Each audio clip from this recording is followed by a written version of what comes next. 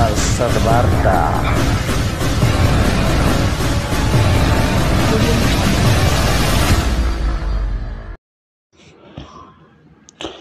नमस्कार प्रिय ख्रीष्ट प्रेम मोर बापा माँ भाई भौणी माने अंतिम सत्यवार्ता यूट्यूब चैनल को आपण मानू स्वागत जनाऊ।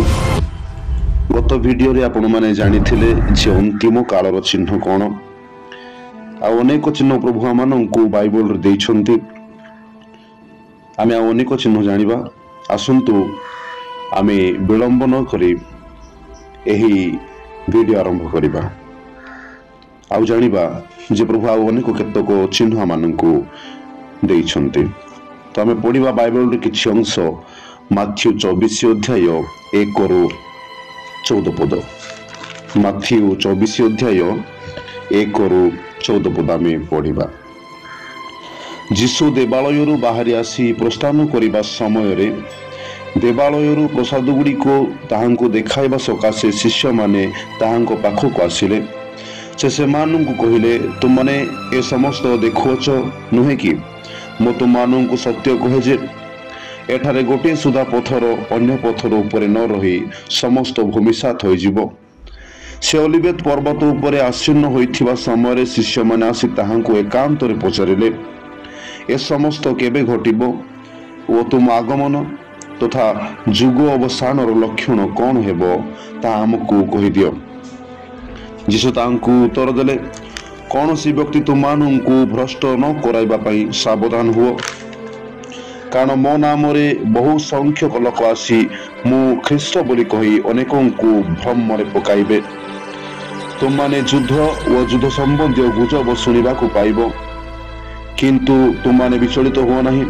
ए समस्त अवश्य घटिब, किंतु अंतिम काल अद्यावधि उपगत होई नहीं।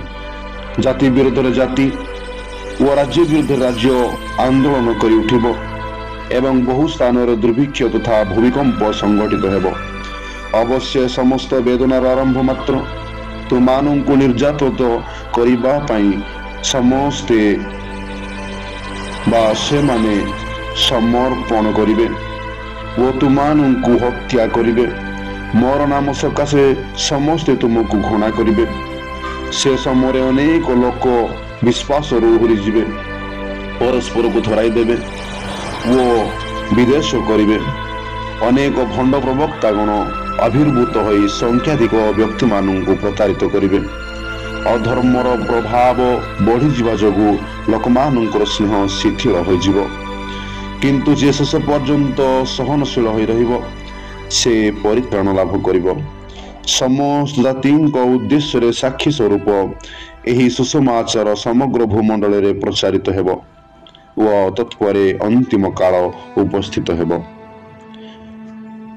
मोर प्रिय भाई भौणी माने आमे सुनिबा को पाइलु अंतिम काल रे केतक चिन्ह प्रभु आमानकु देउछंती। प्रथम चिन्ह या जे अनेक मु जीसु ख्रीष्ट बोली कहिबा अनेक भंड यही अंतिम काल रे देखा देबे। आमे देखिबा को पाउछु जे वर्तमान यही 2025 रे बा 2024 रे विशेषकर 2012 ठार आरंभ करी एही 25 पर्यंत 19 रु ऊर्ध भंड जीसु पृथ्वी को आछंती। मो जीसु कहिबा भंड ख्रीष्ट माने 19 रु ऊर्ध लोक एही पृथ्वी देखा देइछंती। आपण माने न्यूज देखिले जानि परिबे, विशेषकर जो माने यूट्यूब चलाउछंती से माने ही जानि परिबे। एहा अंतिम काल रे एक चिन्ह अटे। द्वितीय चिन्ह जे आमे युद्ध विषय रे आमे जनरब सुनिबा को पाउछु। आपण माने जानंती जे आगो कालर लोक माने अन्य राज्यर लोक अन्य देशर लोक आम देश को आसी आम राज्य को आसी से माने वाणिज्य व्यवसाय करी चलुथिले बा आम देशर आम राज्यर लोक माने सही राज्य को अन्य देश को जाई से माने वाणिज्य करुथिले।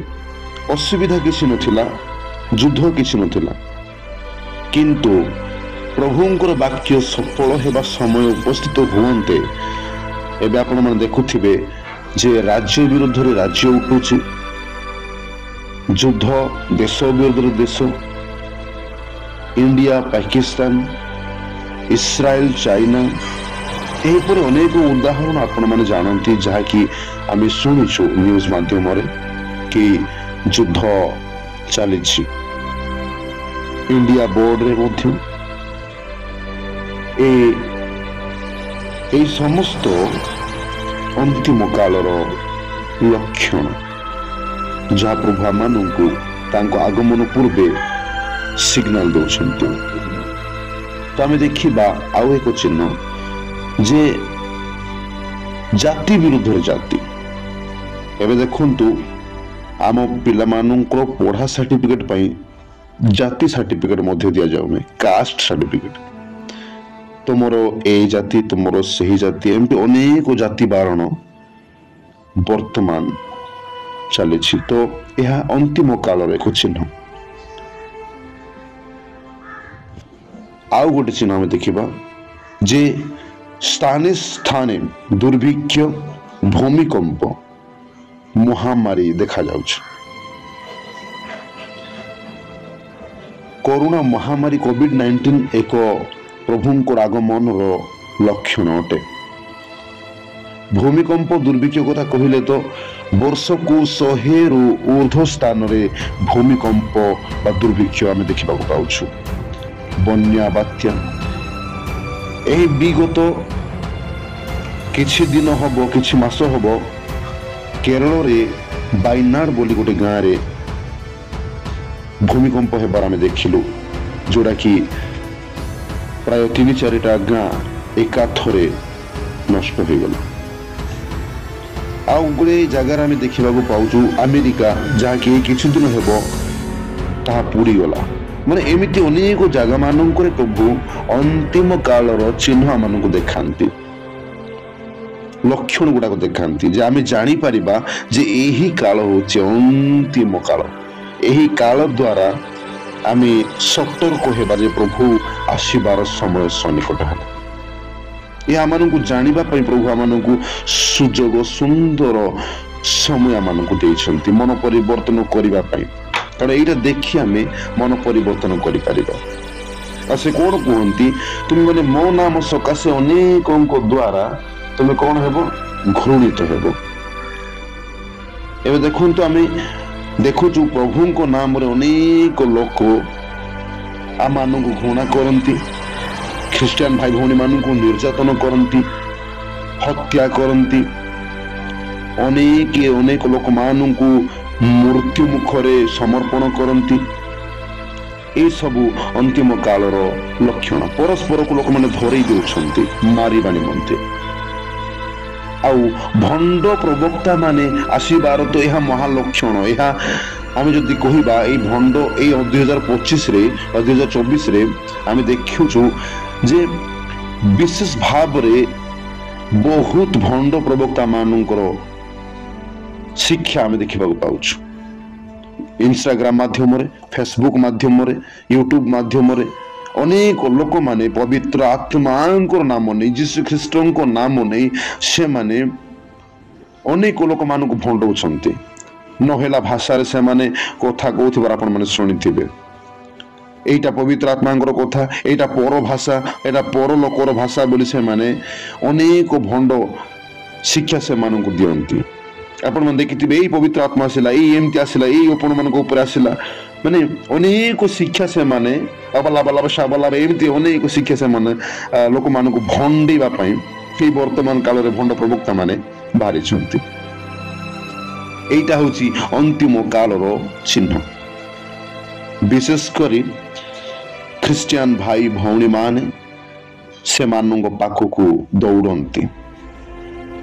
କିନ୍ତୁ କଣ ଲେଖାଯାଏ ସେମାନଙ୍କ ବିଷୟରେ, ଗୋଟେ ଅନ୍ତିମ କାଳ ବିଷୟରେ ଏକ ଲକ୍ଷଣ ପ୍ରଭୁ କହିଛନ୍ତି।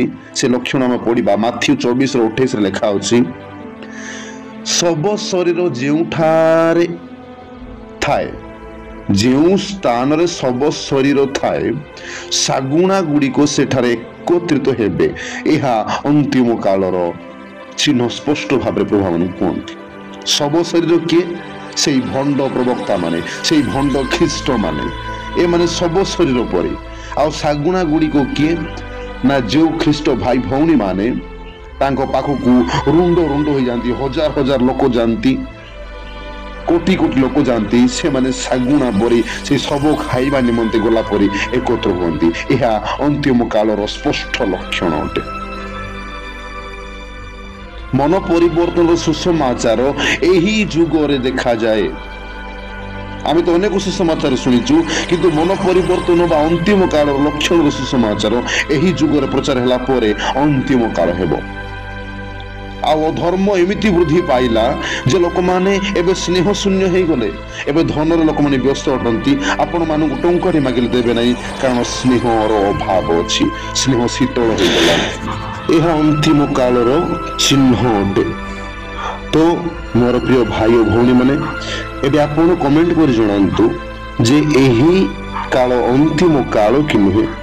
ଏଇ ଯେଉଁ ବାକ୍ୟ ଆପଣମାନେ ଶୁଣିଲେ ତାହା ସତ୍ୟ କି ନୁହେଁ, ଏହି ବିଷୟରେ ଆପଣମାନେ ଆମକୁ ଜଣାନ୍ତୁ।